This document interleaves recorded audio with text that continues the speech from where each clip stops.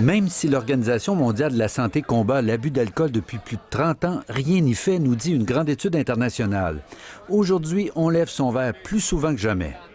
Alors, ce que l'étude du Lancet nous apprend aujourd'hui, c'est que l'Organisation mondiale de la santé n'atteindra pas ses cibles de réduction des méfaits liés à l'alcool d'ici 2030. L'OMS visait une réduction de 10 de la consommation. Or, la tendance va dans le sens contraire. En 1990, on buvait 6 litres d'alcool pur par personne à l'échelle de la planète, l'équivalent de 350 bières par année.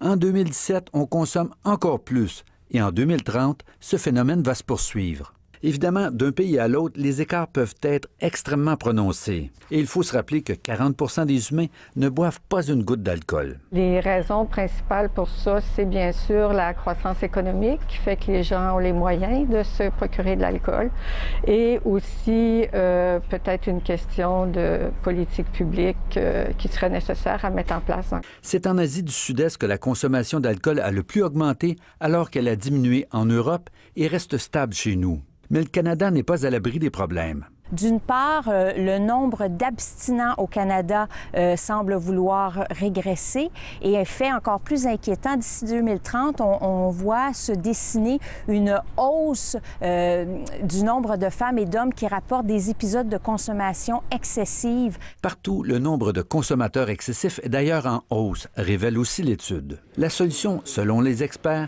consisterait à encadrer l'alcool plus strictement, un peu comme on l'a fait pour la cigarette. Probablement que si c'était le cas, si on faisait cela, on arriverait aux mêmes conclusions que celles des experts dans le domaine du tabac et du cannabis, où on le rappelle, on a décidé de complètement interdire la publicité liée à ces substances psychoactives. C'est le chemin qu'a emprunté la Russie il y a une dizaine d'années. Aujourd'hui, on observe une diminution de 20 de la consommation d'alcool. Ici Normand Grondin, Radio-Canada, Montréal.